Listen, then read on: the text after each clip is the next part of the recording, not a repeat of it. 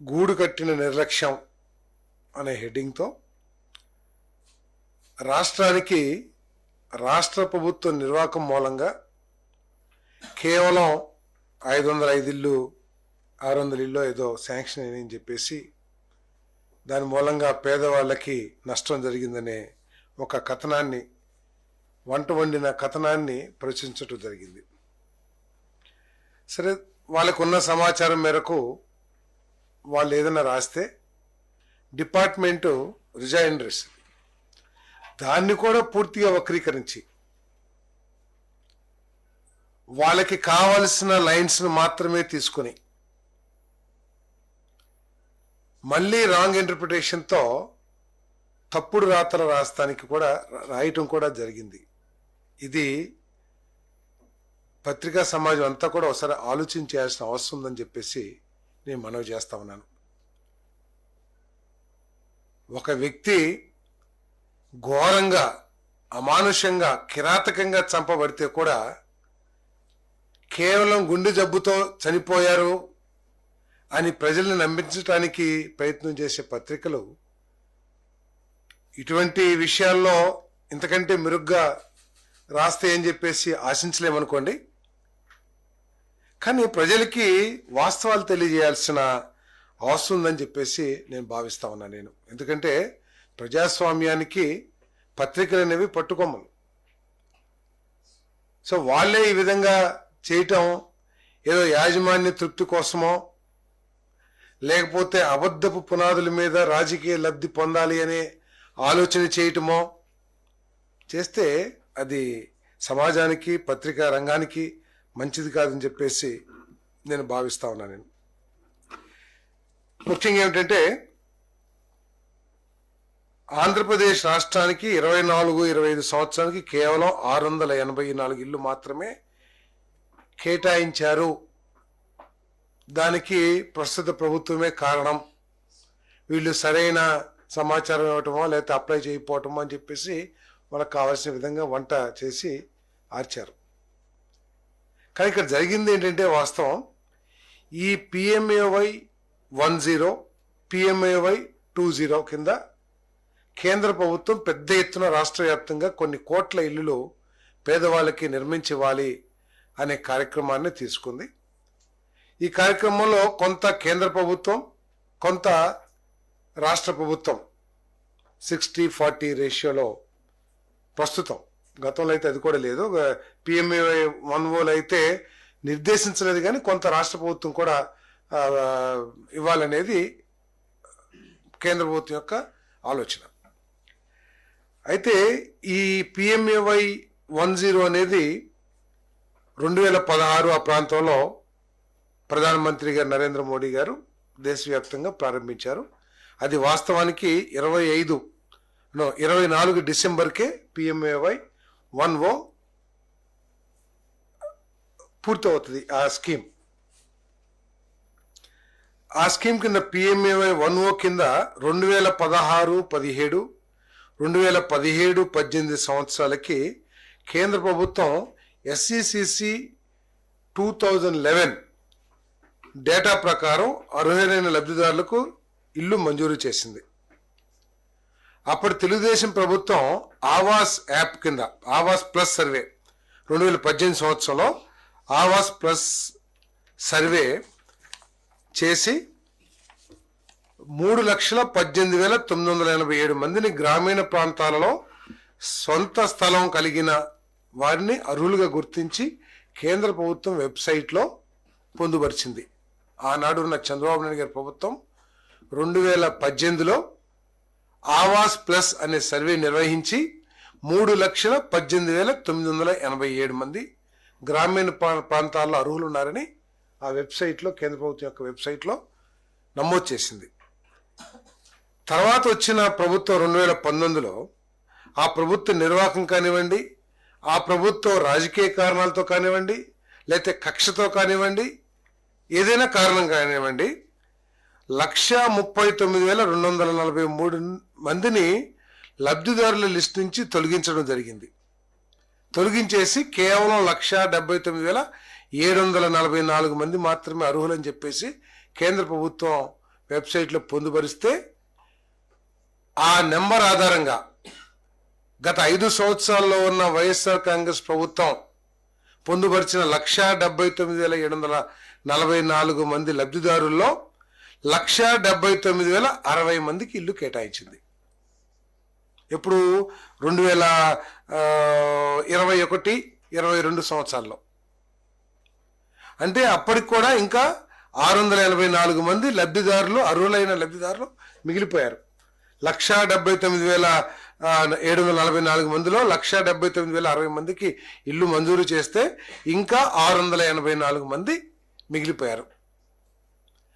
ఆ మిగిలిపోయిన లబ్ధిదారుల్ని దేశవ్యాప్తంగా పాలసీ ప్రకారం అనుకుంటాను, ఎవరైతే ఇంకా లబ్ధిదారులు మిగిలిపోయారో PMAY 1లో వెబ్సైట్లో పెట్టబడిన వాళ్ళందరికీ కూడా కేంద్ర ప్రభుత్వం ఇల్లు కేటాయించింది. ఏది 2024-25కి. 2024-25 ఎప్పుడు ప్రారంభమవుతుంది? ఏప్రిల్ 1 నుంచి, ఏప్రిల్ 1, 2024 నుంచి ప్రారంభమయ్యే సంవత్సరానికి ఈ ఇల్లు కేటాయించింది. అంటే ఎవరు అప్పుడు బాధ్యత కలిగిన ప్రభుత్వం?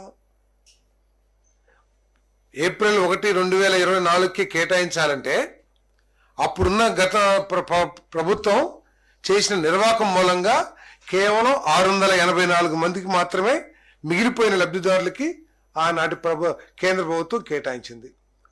ఆ 684 మందిలో 505 మందిని PMAY అర్బన్ కింద ప్రస్తుతం ఉన్న ప్రభుత్వం నిర్మాణం చేపట్టింది. ఎందుకంటే రాష్ట్రం మొత్తం మీద 12 జిల్లాల్లో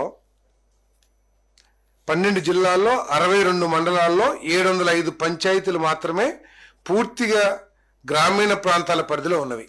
మిగతావన్నీ కూడా CRD కానివ్వండి, ఉడా కానివ్వండి, లేదా టుడా కానివ్వండి, లేదా ముడా కానివ్వండి, అర్బన్ డెవలప్మెంట్ అథారిటీస్ కింద వచ్చినాయి. కాబట్టి కేవలం 705 పంచాయతీలు మాత్రమే ఈ పూర్తి గ్రామీణ ప్రాంతాల్లో ఉన్నాయి. ఈ ప్రాంతంలో ఉన్న వాళ్ళకి PMAY గ్రామీణ కింద ఇల్లు శాంక్షన్ చేయబడుతుందని చెప్పేసి మనం చేస్తాం. సో దీనికి వాళ్ళు ఇష్టం వచ్చినట్టు ఇంటర్ప్రిటేషన్ చేసుకుని ఈ ప్రభుత్వం ఏదో అన్యాయం చేసేసింది అని చెప్పేసి రాతలు రాయటం ఎంతవరకు సబ్బో అందరూ కూడా ఆలోచించాలని చెప్పేసి నేను మనం చేస్తాను. గత ప్రభుత్వం ఇంకా చేసింది ఏమిటి తెలుసా? గత ప్రభుత్వ నిర్వాహకం మూలంగా, కేవలం ఆ ప్రభుత్వం చేతకానితనం మూలంగా మన రాష్ట్రానికి 20,726 కోట్ల రూపాయలు కేటాయిస్తే 5 సంవత్సరాల్లో ఆ ప్రభుత్వం చేతకానితనం మూలంగా 2,378 కోట్ల రూపాయలు ల్యాబ్స్ అయిపోయిందని చెప్పేసి కూడా మనం చేస్తామని నేను. ల్యాబ్స్ అవడమే కాకుండా ఇచ్చిన 20,726 కోట్లలో కూడా 18,000 కోట్లు, అంటే 2,000 తీసేస్తే 18,000 సుమారు. దాంట్లో దాదాపు 3,598 కోట్ల రూపాయల్ని డైవర్ట్ కూడా చేసేసింది. అంటే గృహ నిర్మాణం కోసం కేంద్ర ప్రభుత్వం ఇచ్చిన నిధులు, రాష్ట్ర ప్రభుత్వం కేటాయించాల్సిన నిధులు, వీటిలో 3,598 కోట్ల రూపాయల్ని డైవర్ట్ చేసేసి తన అవసరాలకి వినియోగించుకోవటం మూలంగా ఈ గృహ నిర్మాణ పథకం పేదవాళ్ళకి ఎంత అన్యాయం జరిగిందో ఒకసారి ఆలోచించామని చెప్పేసి కూడా మనం చేస్తామని. ఈ ప్రభుత్వం గత ప్రభుత్వం వైఎస్ఆర్ కాంగ్రెస్ ప్రభుత్వం చాలా గొప్పగా చెప్పుకుంటుంది. నా SC, నా BC, నా ST అని చెప్పేసి చెప్పే నాయకులు ఒకసారి ఈరోజు చెప్పాలి, SCలకి, BCలకి, STలకి ఏ విధంగా అన్యాయం చేసిందనే విషయాన్ని ప్రజలు కూడా తెలుసుకోవాల్సిన అవసరం ఉంది. 2014-19 మధ్యలో పూర్తిగా రాష్ట్ర ప్రభుత్వ నిధులతో NTR హౌసింగ్ 2.5 లక్షల రూపాయలతో ఇళ్ల నిర్మాణం చేసి దాంట్లో SCలకి 50,000, STలకి 75,000, PGTVలకి మరో 1,00,000 రూపాయలు 3 కేటగిరీల కింద అదనంగా చెల్లించింది. 2.5 లక్షల రూపాయలు పూర్తిగా రాష్ట్ర ప్రభుత్వ నిధులు. ఈ ప్రభుత్వం వచ్చినాక ఏం చేసింది? పేదవాళ్ళని ఉద్ధరించటమే లక్ష్యంగా చేస్తున్నామని చెప్పుకున్న ప్రభుత్వం 2.5 లక్షల రూపాయలు పూర్తి రాష్ట్ర ప్రభుత్వ నిధులతో నిర్మిస్తే 1.5 లక్షల కేంద్ర ప్రభుత్వం ఇస్తే ఆ ప్రభుత్వం వైఎస్ఆర్ కాంగ్రెస్ ప్రభుత్వం మాత్రం కేవలం 30,000 రూపాయలు ఇచ్చి చేతులు కడుక్కుంది. ఇది పేదవాళ్ళ కోసం పనిచేసిన ప్రభుత్వమా కాదా? ఒకసారి ప్రజలందరూ కూడా ఆలోచించాల్సిన అవసరం ఉందని చెప్పేసి మనం చేస్తామని. 30,000 కేవలం 30,000 రూపాయలు ఇవ్వటమే కాకుండా చంద్రబాబు నాయుడు గారు 2014 2019 మధ్యలో ఎస్సీలకి 50,000, ఎస్టీలకి 75,000, పీజీటీవీఎస్కి ₹1,00,000 ఏదైతే అదనంగా ఇచ్చారో అది పూర్తిగా ఎగ్గొట్టేశారని చెప్పేసి కూడా ఈ సందర్భంగా తెలియజేస్తున్నాను. ఈరోజు మళ్ళీ ఈ ప్రభుత్వం పేదవాళ్ళకి ప్రతి అర్హత ఉన్న ప్రతి పేదవాడికి కూడా ఈ 5 సంవత్సరాల్లో ఇల్లు నిర్మించాలనే లక్ష్యంతో పనిచేస్తుందని చెప్పేసి మీ అందరికీ మనవి చేస్తాను. ఏదైతే ఈ మిగిలిపోయిన ఈ వాస్తవానికి PMAY 10 అనేది ఈ సంవత్సరం ఆఖరికి పూర్తి కావాల్సిన అవసరం ఉంది. అంటే ఆ పథకం పూర్తి క్లోజ్ కాబడతా ఉంది.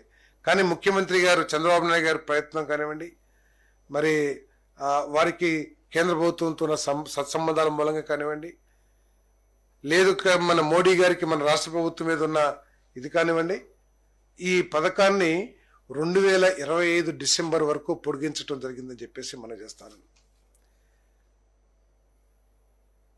4/6/24కి కేవలం 6,82,000 ఇల్లు గత ప్రభుత్వం నిర్మిస్తే ఈ ప్రభుత్వం వచ్చిన తర్వాత, కూటమి ప్రభుత్వం వచ్చిన తర్వాత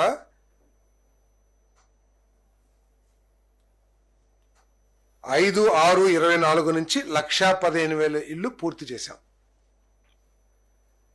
ఇంకా పూర్తిగా ఈ 1,15,000తో కలిపితే 7,97,000 ఇల్లు పూర్తి చేశాం. ఇంకా 7,35,000 ఇల్లు పూర్తి చేయాలని చెప్పేసి లక్ష్యం ఇంకా చేయాల్సినవి ఉన్నవి. జూన్కి నిన్న జరిగిన మీటింగ్లో 1,50,000 జూన్ మాసానికి పూర్తి చేయాలని చెప్పేసి ముఖ్యమంత్రి గారు మాకు ఆదేశాలు ఇవ్వడం జరిగింది. 1,50,000 పూర్తి చేస్తాం జూన్ కల్లా. మరి ఈ ఇల్లు మొత్తాన్ని కూడా 7,35,000 సాధ్యమైనంత వరకు మరి ఈ నెల మార్చ్ 2026కు పూర్తి చేయడానికి, PMAY 10లో ఉన్న ఇళ్ళని పూర్తి చేయడానికి ఈ ప్రభుత్వం చర్యలు తీసుకుంటుందని చెప్పేసి మనం చేస్తూ, PMAY 2O ఏదైతే ఉందో ఇప్పటికే సర్వే చేయటం జరిగిందని చెప్పేసి మనం చేస్తా ఉన్నాను. గ్రామీణ ప్రాంతాల్లో అదేవిధంగా అర్బన్ ఏరియాస్లో ఉన్న అర్హులైన పేదవాళ్ళందరి గురించి కూడా సర్వే ఇప్పటికే మొదలుపెట్టామని చెప్పేసి మనం చేస్తున్నాను. మరి వాళ్ళందరికీ PMAY గ్రామీణ్ అండ్ అర్బన్ పథకం కింద అందరికీ ఇల్లు మంజూరు చేయడానికి చర్యలు తీసుకుంటున్నాం అని చెప్పేసి కూడా మనం చేస్తున్నాను. ఆవాస్ ప్లస్ 2024 ద్వారా గ్రామీణ ప్రాంతాల్లో అర్హులైన ప్రతి పేదవాడికి గుర్తించడానికి ప్రస్తుత ప్రభుత్వం ప్రత్యేక చొరవ తీసుకుని ఇప్పటి వరకు 11,600 లబ్ధిదారులను గుర్తించడం అనేది, ఇంకా రాబోయే రోజుల్లో ఇంకా మార్చి లోపల అన్ని గ్రామాల్లో కూడా సర్వే చేసేసి అర్హులందరినీ కూడా ఈ వెబ్సైట్లో పొందుపరచడం జరుగుతుందని చెప్పేసి నేను మనవి చేస్తా ఉన్నాను. మరి అదేవిధంగా PMAY 2Oలో మొత్తం 5 లక్షల ఇల్లు శాంక్షన్ చేయించుకోగలవనే నమ్మకంతో ఉన్నాం. ఇప్పటికే 50,000 ఇల్లు శాంక్షన్ చేసింది కేంద్ర ప్రభుత్వం.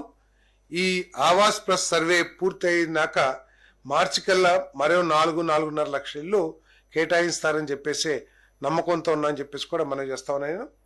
మరి ముఖ్యమంత్రి గారు మళ్ళీ గత 14-19 ఏ విధంగా అయితే SC, ST, PGTVలకి తర్వాత BCస్లో మన వేవర్స్కి అదనంగా 50,000, 75,000, 1,00,000 శాంక్షన్ కూడా చేయటం జరిగిందని చెప్పేసి కూడా ఈ సందర్భంగా మనవి చేస్తా ఉన్నాను. PMAY 2Oలో PMAY 2O అర్బన్ కింద 2,50,000 రూపాయలు యూనిట్గా గుర్తించడం జరిగింది.